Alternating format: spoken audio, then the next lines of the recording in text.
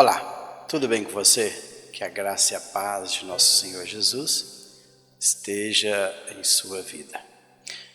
Como eu havia prometido, eu não estarei fazendo mais o comentário das lições bíblicas da escola dominical, mas eu vou continuar com as minhas exposições na Bíblia Sagrada, como eu fazia anteriormente. E agora eu vou fazer uma série de vídeos expondo o Evangelho segundo escreveu João. Esse livro, ele é maravilhoso, o Evangelho segundo escreveu João. Ele tem algumas peculiaridades que os demais evangelhos não têm. Eu não sei se você já percebeu que o Evangelho de João, ele não narra parábolas. Interessante. Não tem nenhuma parábola no Evangelho de João. Também não tem a genealogia de Jesus. Não tem. Também não narra a respeito do seu nascimento, como Mateus, Marcos e Lucas traz alguns detalhes. Lucas, ele é mais detalhista ainda. Lucas, ele traz bastante detalhes a respeito do nascimento, alguma coisa sobre a adolescência de Jesus. Mas João, não. Outra coisa também é que o Evangelho de João, ele não traz tanta curas de enfermos como os demais evangelhos trazem. Também não tem expulsação de demônios como os demais têm. Para questão de informação, o Evangelho de João, ele narra 8 milagres. 7 milagres, Jesus como homem, corpo físico, ainda antes da sua morte, ele realiza 7 milagres. E depois da sua morte, ele realiza o último milagre que está lá no Evangelho dele, no capítulo 21. Então, são algumas coisas assim que nos chamam a atenção. Eu gostaria hoje de meditar alguns versículos apenas, porque o livro é rico em detalhes. Eu vou compartilhar a minha Bíblia com vocês e estarei fazendo a meditação. Está aí na tela. Eu coloquei ela em uma parte em grego e outra parte na versão João Ferreira de Almeida, revista atualizada. E vamos lá. Eu gostaria, não sei se o tempo me permite, que os meus vídeos serão pequenos, vídeos de aproximadamente aí 20 minutos no máximo. Não quero estender tanto os meus vídeos para não ficar tão cansativo. Mas eu vou meditando e na hora que atingir os 20 minutos eu paro. Diz o seguinte, olha só como João ele começa o seu evangelho. No princípio era o Verbo, e o Verbo estava com Deus, e o Verbo era Deus. Ele estava no princípio com Deus. Ponto. Então, veja que João ele já traz essa ideia de Jesus como homem e Deus. 100% homem e 100% Deus. No princípio era o Verbo. O interessante é que se nós dermos uma olhadinha na palavra princípio, creio que vocês estarão vendo aí do lado direito o significado da palavra princípio. Então, é arche, na língua grega, é um substantivo, e diz que é começo, origem. Então, no começo, mas começo de quê? Era o verbo. Ou seja, desde o começo ele era o verbo. E o verbo estava com Deus, e o verbo era Deus. Outra coisa é o verbo. Mas antes de ir para o verbo, antes do verbo, na verdade, o verbo não é verbo aí no texto. O verbo no sentido de ser o logos, a palavra. Que a palavra verbo aí no texto é um substantivo. Mas esse sim, esse realmente é um verbo na nossa língua portuguesa. E também na língua grega a palavra era também é um verbo, que é esta palavrinha aqui, ó, era. E vocês podem ver que esta palavra, a conjugação verbal aí, ela está no tempo imperfeito, não tem voz, o estado de voz está no modo indicativo e na terceira pessoa do plural. Então veja bem, se está na terceira pessoa do plural, era ele. No princípio, ele era o verbo. E o verbo estava com Deus. Então, o que é o verbo? O verbo é o logos. Outra coisa, o que é o logos? O logos é a palavra.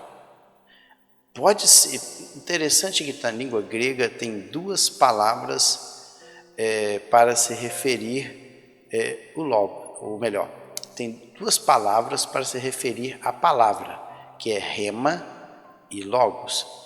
O rema dá a ideia da palavra falada, e o verbo, que é logos, dá a ideia da palavra escrita. Mas, na verdade, quando você pega o dicionário, como está aí do lado direito, o logos também significa palavra. Olha aí, palavra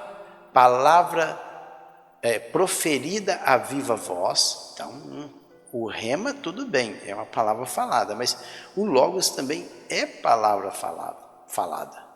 Olha aí, proferida a viva voz, que expressa uma concepção de ideia. Outra coisa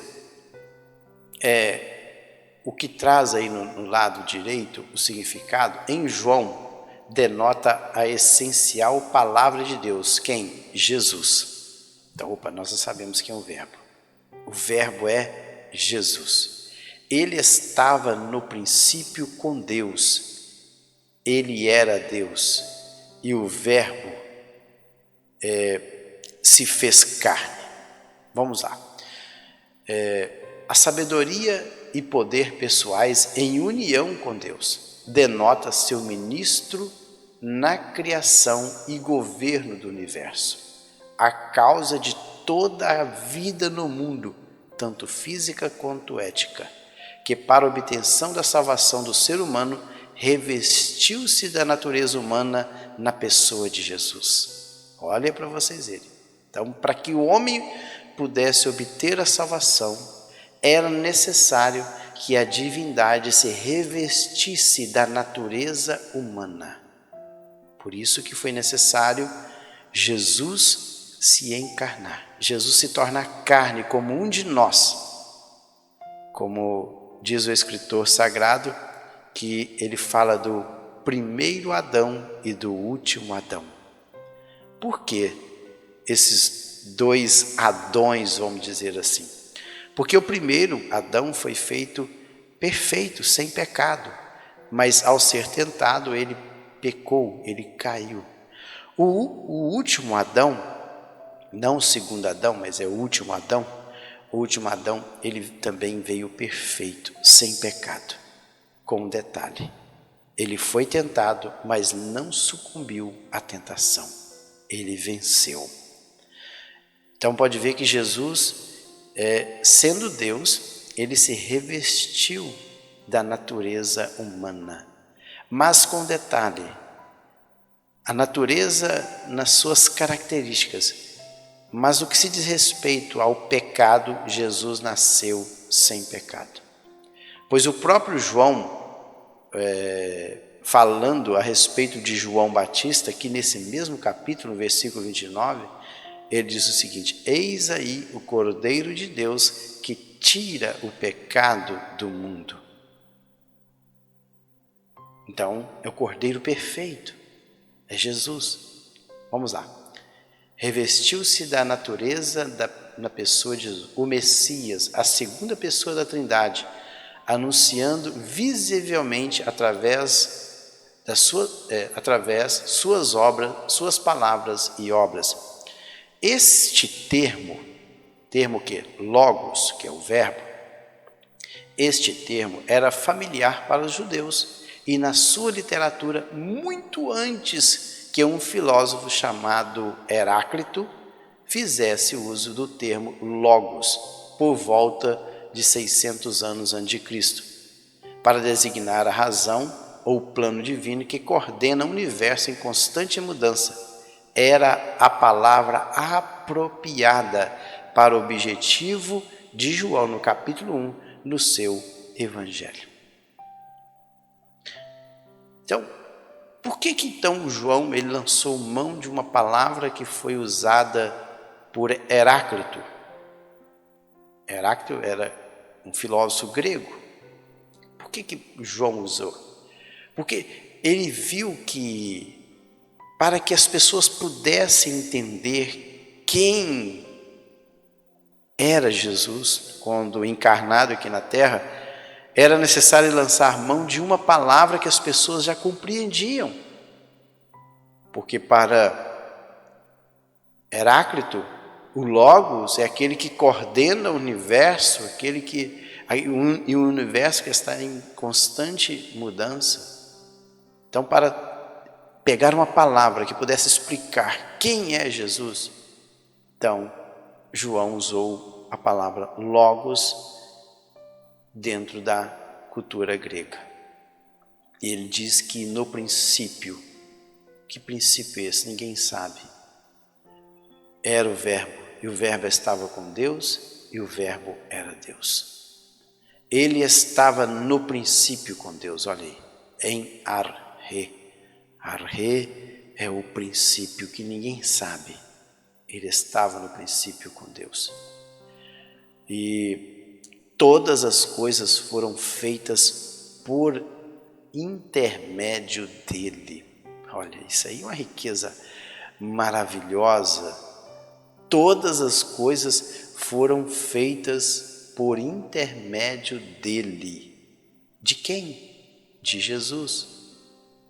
E sem ele nada do que foi feito se fez. Então, Jesus, ele é aquele que criou todas as coisas. Interessante que, vamos lá um pouquinho no Gênesis capítulo 1. Eu acho linda essa palavra, em Gênesis capítulo 1, fala sobre a criação. Deixa eu puxar aqui na língua hebraica, está aí. Olha só, engraçado que o livro do Gênesis, ele começa: no princípio criou Deus os céus e a terra. E aqui é Bereshit bara Elohim et hashamayim ve'et haaretz. Ou seja, o B aqui é uma preposição no princípio, mas o que me chama a atenção é a palavra reshit. Reshit dá a ideia de um princípio. Que princípio é esse? Ninguém sabe. Mas o versículo que eu quero ler ainda é esse aqui. Disse Deus: haja luz, e houve luz. Vaiomer, essa palavra, o texto em hebraico é esse aqui, ó. Vaiomer Elohim Yehi Or, Vaihi Or. Or é o que? É luz. Ele pode ver que... E outra coisa também é que na criação aqui, o escritor do livro do Gênesis, que é Moisés, ele não usou a palavra Yud Rei, Vav Rei, que é o tetragrama que compõe o nome de Deus. Mas ele usou a palavra Elohim. Elohim é plural. Todos nós sabemos que quando uma palavra em hebraico termina com menos sufite, ela está no plural.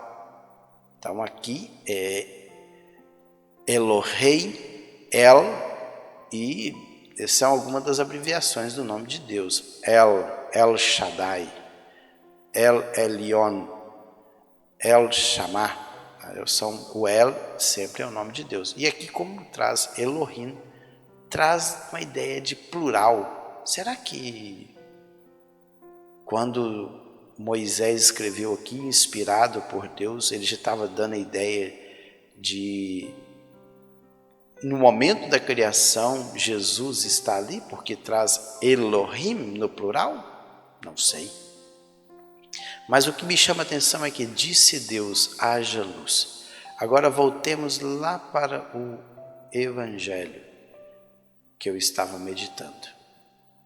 Então, veja que ele diz, olha, todas as coisas foram feitas por intermédio dele e sem ele nada do que foi feito se fez. Tem um Salmo 33:6 diz o seguinte, pela palavra do Senhor foram feitos os céus e todo o exército deles pelo Espírito da sua boca. E quem é que estava fazendo tudo isso? Jesus. Olha só, eu vou meditar até o versículo 5 apenas. A vida estava nele e a vida era a luz dos homens. Lá no Gênesis 1:3 diz o quê? E disse Deus, haja luz, e houve luz. E agora, então, a própria luz, criando a luz. Olha, a vida estava nele e a vida era a luz dos homens. Lá no hebraico, luz é or, e na língua grega, a palavra luz é phos. Phos é luz emitida, uma luz celestial, tal como a de um círculo de anjos, e assim por diante. Luz de todos os seus aspectos. Então veja bem que todas as coisas foram feitas por intermédio de Jesus. Ou seja, Jesus participou da criação. Ele estava no princípio com Deus. Antes de Deus criar os seres humanos, povoar a terra, o Senhor Jesus já estava lá participando. Por isso que ele, quando veio aqui na terra, ele era 100% homem e 100% Deus. Ele não deixou de ser Deus. O que ele fez foi abrir mão de toda a sua glória e se fazer homem. E outra coisa que me chama a atenção para encerrar. A luz resplandece nas trevas e as trevas não prevaleceram contra ela. Veja que quando Deus criou o mundo, o planeta Terra, ele estava envolto, totalmente dominado pelas águas. Diz que no princípio criou Deus os céus e a terra era sem forma e vazia, e o Espírito de Deus pairava sobre a face das águas. E com certeza ela estava mergulhada em total escuridão. Toda a terra criada por Deus estava mergulhada na escuridão. E aí entra o versículo 3. E disse Deus, olha lá, versículo 3. E disse Deus, haja luz, e houve luz, e a luz iluminou todo o universo. Agora também,